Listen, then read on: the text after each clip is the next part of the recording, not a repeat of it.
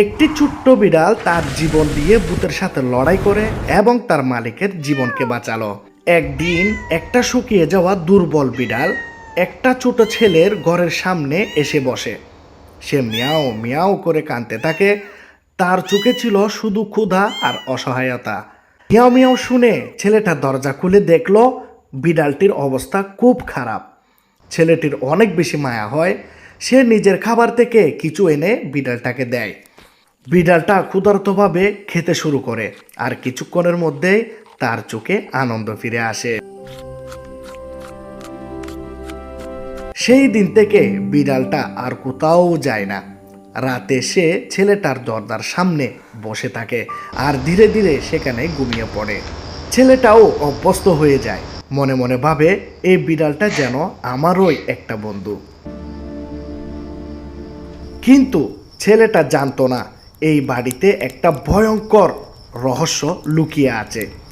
অনেক দিন ধরে প্রতি রাতে একটা অদ্ভুত ছায়া আসতো, ধীরে ধীরে দরজার সামনে দাঁড়িয়ে থাকতো। তার চোখ ছিল লাল, মুখ দেখা যেত না। সে যেন ছেলেটাকে নিয়ে যেতে চাইতো। প্রথম রাতে সেই ভূতটি দরজার সামনে আসে। হঠাৎ বিড়ালটা জেগে ওঠে। সে জুড়ে মিয়াও মিয়াও করতে থাকে। বিড়ালটির চোখে হঠাৎ আগুনের মতো একটা দৃষ্টি চলে আসে। বিড়ালটি সেই ভূতের উপরে ঝাঁপিয়ে পড়ে।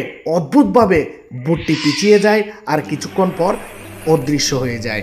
প্রতিদিন রাতে একই ঘটনা হতে থাকে।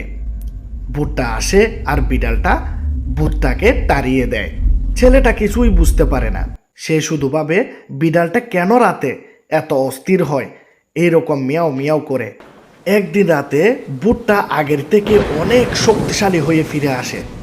ঝড় বাতাস, চারপাশ অন্ধকার।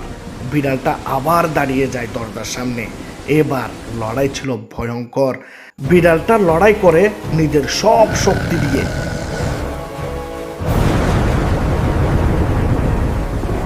শেষে ভূতটা অদৃশ্য হয়ে যায়, কিন্তু বিড়ালটা আর নড়ছিল না। সকালে ছেলেটা দরজা খুলে দেখে তার প্রিয় বিড়ালটা দরজার সামনে শুয়ে আছে, নিস্তব্ধ, স্থির। ছেলেটা কিছুই বুঝতে পারে না, কিন্তু সেই দিন থেকে আর কখনো সেই ভূতটা ফিরে আসেনি। ছেলেটা হয়তো জানতো না, কিন্তু সেই ছোট্ট বিড়ালটা নিজের জীবন দিয়ে তাকে রক্ষা করেছিল। এই বিড়ালটা প্রমাণ করে দিল ভালোবাসা শুধু মানুষ বাসে না, প্রাণীরাও জীবন দিয়ে তা দেখাতে পারে। এমন গল্প পেতে লাইক করুন, শেয়ার আর সাবস্ক্রাইব করুন।